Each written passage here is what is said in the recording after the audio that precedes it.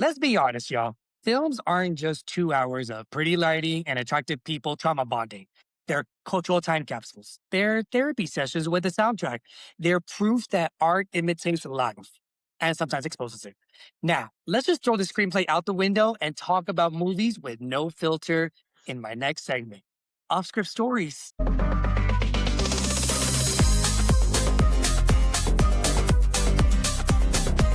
My next guest is someone who he brings his own flavor to film conversations and in his own film projects as a director. Thoughtfulness, sharp, and he's never afraid to call out a plot hole or be original in his own line of work. I've worked on him with numerous collaborations and numerous projects, and y'all, come on, give a warm welcome to First Class Cinema, Baldemar. So, Hey, bruh, thank you for having me, Christopher, not Nolan. bruh. See, glad you got on that. Yeah. And for those that are watching and listening, I am wearing his merchandise. So this is his own merch artwork, and then it has some merch on the back as well. But I'll post a picture for that later. Very comfy, still fitting well, and yeah, this is his own work, bro. How are you doing? Good, man. I've been staying busy with projects and just living the life, being a husband, a father, and an entertainer in the business. So Bruh, you are a man of wearing many hats and doing many roles because not only as a director, you said a father, husband, all of this stuff. Go ahead and let everybody else who doesn't know you what else you do. yeah, primarily I'm a cinematographer, videographer, director, editor, writer. Uh, I also have a second business aside from filmmaking where I sell collectible items, from celebrity autographed items. I usually bring celebrity guests here with me to do private streaming for live sending events. Video games, magazines, comic books, a whole bunch of stuff. So, like I said, a man of many hats, and I love it all. It's fun. Dude, I've seen your collection. I love it. Like who are some people that you brought on? Like, don't be afraid. Throw some names out there. Linda Young is the original voice actress of Frieza. She's such a lovely person. Linda, I'm gonna tag you. I love you. You're awesome and phenomenal. She's the original voice actress of Frieza from the Dragon Ball Z series that we grew up watching right back then. Yes. And man, she's got a pure soul. She's funny, she's witty, and just very generous. So uh, she's definitely one of my favorite guests that I've had. I've also had Chuck Huber along, who voices Android 17. Linda Young also plays as Lady Genkai in Yu Yu Hakusho as well. Man, you're bringing some big people into your business. That is crazy. See, y'all, I'm telling you, he's the real deal here. Meredith McCoy, she voices Android 18. Before my buddy Hector, Noel G, everyone knows him as Hector in every movie like Bruce Almighty with the monkey, or in the Fast and Furious, or Tax Collector, Batman, The Dark Knight, Rising. Yes. So he's just in about everything, man. So all these people, I've brought them along, I've worked with them, and it's just fun. It's fun to work with people in the business and the industry. Yeah, I know that's how you and I met. Like we bonded over our love of film and then just looking at all the details and how film has grown over the course of time. So, how did you get started into loving the atmosphere that is of the film industry? So I started off as a photographer. A buddy of mine said, "Hey, why don't you film a music video for me since you got a camera?" I was like, "Okay, cool. I'll give it a shot." Tried it, fell in love with it. I was like, "Whoa, I got paid $100. I got paid $100 for a music video." And at the time, I was like, "Dude, that's pretty cool." You know, that's Yeah. a lot of money for me as a teen. So I was like, "You know what? Cool. I'll do that." So I started off also being in music because I used to make music and work with producers locally and stuff like that. So it was easier to find an audience of clients because people already knew about me. And I kicked out Mhm. doing music videos, and then I started wanting to grow more into it and started doing short films. So I started doing short films. My very, very first short film ever is called Dead Reckoning. It's a zombie series. And it's funny Mhm. because at the time I thought it was so fun and looked so good. And I was like, dude, this is so awesome. And then when I look back at it now, I'm like, oh, this is so cringe. This is so awful. but but it's a fun memory, and you know, some of the people I worked with back then, rest in peace to them. They're no longer here, but I had that memory Mhm. of them on video and working with them, and it was fun to do it at the time. And as the years grew on and on, I got better at my craft. Um, so where I can watch back something and be like, okay, I see the appeal. I like it. I'm okay with rewatching this. But going back to memory lane, it's pretty nice to be able to see those old projects and how I got to see the change of my progression over the years.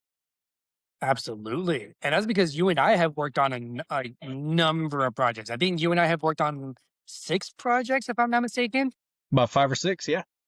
Yeah, so that's where, like, you and I, we know what the lens looks like. We know when it comes to effects and all of that, and we both have that shared knowledge when it comes to just being in this fictional world where, like, literally the rules apply differently. And It's funny because people get to see the frame, but they don't see the work that it takes to make that frame. yes, the amount of hard work ethic that it takes for just someone to commit to the role, for a director to get the shot right, the lighting, the whole work. So now to continue going on memory lane, is there a movie that you remember that was, like, one of the first movies that you saw?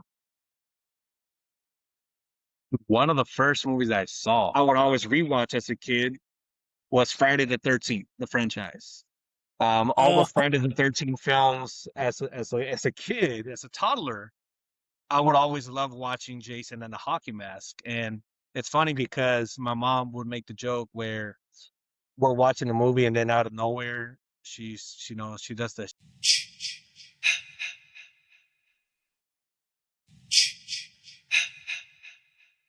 right? uh-huh. And she does a little thing. And then as she told me that as a kid, I would turn around and I'd be looking like, where's that? Where's he coming from? Wait a minute. You know, I'm in my living room, but wait a minute, what's going on? But Friday the 13th was something I would rewatch a lot of times as a kid, and it never got these boring for me. I would always find entertainment And Friday the 13th, I remember that just that sound effect that is inserted in that movie, it still gives me chills to this day. in it. Yeah, So, Jason, wow, man, he's that one of the most iconic horror characters. yeah, and that's because horror doesn't get recognized that often, Mhm. except for, well, now for this year, Sinners is getting a lot of the recognition, and that's Yeah, it considered in the is. horror genre, which is, in my opinion, it was like, dude, it was my favorite film last year. Nothing else is gonna change that. So, Okay. like, where did you stand with Sinners? Where do I stand with Sinners? I like that. I like the movie. I find it entertaining. Um, I remember talking to my buddy about it, and I was like, "Dude, how did they do?" Or like before we saw the behind the scenes stuff, I was like, "How did Michael B. Jordan? You know, how did they do the technicality of filming the scenes? You know, because he's playing two characters on the same frame with motion." So Yes. we were intrigued because whenever we watch films as a filmmaker, we dissect them. So we find entertainment in what's going on for the story, but I'm looking at it from a technical aspect. I'm like, I wonder how they got that lighting. Oh, that angle was so cool. You know what? I bet you they were using Mhm. this type of lens. And that's the way I see films when I watch them. But it's a good film. I know that it's going to be the Academy Awards are coming up, and I know that it's contending against a bunch of films. So I know it's going to take a lot of awards. Oh, you know what? Speaking of the Academy Awards, since it's gonna be coming up soon, do you have a prediction on who's gonna win some of the major awards? Yeah, the I had written it down just in case you ask, came prepared. There's only two that are gonna take it home. For me personally, like I feel strong about it. From all the nominations, it's either gonna be Sinners or Frankenstein for best picture. And it's kind of close and kind of hard because I saw Frankenstein visually, it's captivating. Like it's dude, it's Frankenstein was my second favorite film of last year. It was is it? just aesthetically breathtaking, and Jacob Elordi as the creature was just mind blowing. I love that film so much. I would not be disappointed if Frankenstein were to get it. It's either one of those. I'm telling you, that's what I got for either one. And then another one that they're doing is the best director. So Sinners Yes. for Ryan Coogler or Mhm. Thomas Anderson for the One Battle After Another film. Yes. So I feel it could be either one for best director, right? Speaking in the sense of directing, but Mhm. I think Sinners might take a lot of the awards because of the technicality that went into making the film. I know that when it comes to best director, I was a little bit disappointed that Guillermo del Toro was not nominated. Yeah, I feel that. What what about best actor and best actress? Do you have a prediction there? Best actor, yeah. On actress, I went with Tiana Taylor for One Bad After Another because she plays a big part into the film, but also I'm biased and I can admit it because Tiana Taylor's awesome. I like her. But I also haven't seen some of the other films in the list. Okay. So that's where I'm going with her based on what I've seen. As far as acting Okay. goes, Jacob Elordi or Benicio del Toro, I think Jacob would probably be the best actor. I really hope that Jacob gets it because both Tiana Taylor and Jacob Elordi for best supporting in their fields, I really am rooting for Jacob. Yeah. It's just he was very captivating. Have you seen Timothée Chalamet and Marty Supreme? Marty Supreme, yes. Great movie. I So actually wrote him because I feel like that could be either one of the best screenplays aside from Sinners. I do have that one as who I think might win best screenplay, the Marty Supreme. okay.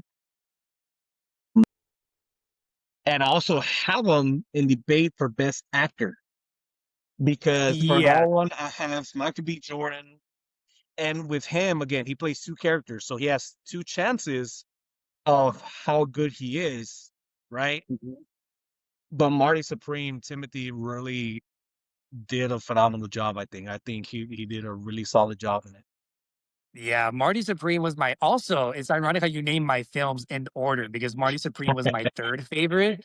I really wanted him to win last year, but since he was robbed, I was like, "Okay, I want him to root this year." But then Michael B. Jordan, man, he just Yeah. playing those twins is something else. When Academy Award happens, we're gonna see how accurate you are and how accurate I am because I have some different takes as well.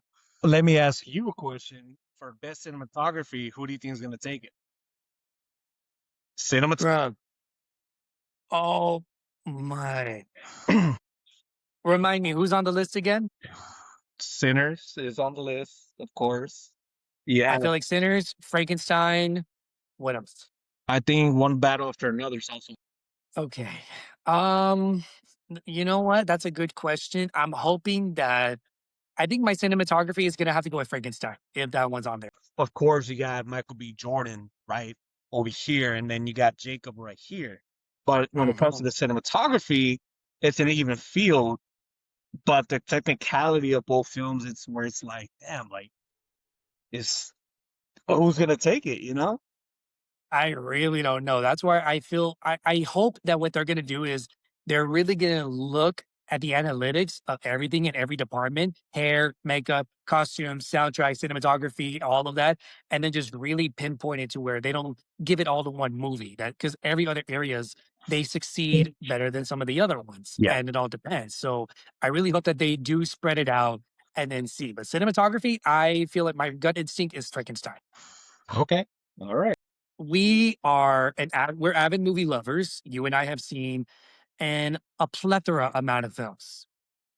What is a movie that you can think of that has shaped who you are as a person today? Jason, It doesn't Friday have to the be 13th, because that takes shit from nobody. I just go through it and I axe it down. It's a very good question. I'll be honest with you. That's going to be the best answer I can give you because circumstances in life put me to where I am today. But to base it off of singular film, that's tough. That's a challenge. But if I get put down, I get back up and I'm back at it. And I will face you again, and I'll face that problem again and again and again until it gets the job done. You can't kill you can't kill me like that. Let me tell you, out of all the answers that I've heard, that's probably the wildest one so far. So, hey, but Friday the 13th, honestly, it is an iconic franchise. I mean, given the timeline, it is definitely staggered and definitely not the most smooth in terms of the way it's continued its timeline and all of that, and especially now, it's taken 17 years since we've gone something with Jason. It That is crazy. the legal work, man, the legal work with it. I mean, I know who is it, Peacock? I'm excited for that, even though it's not Jason. It's something the closest thing I can get to now. So I'll take it. I'll take it any way it comes. To be honest.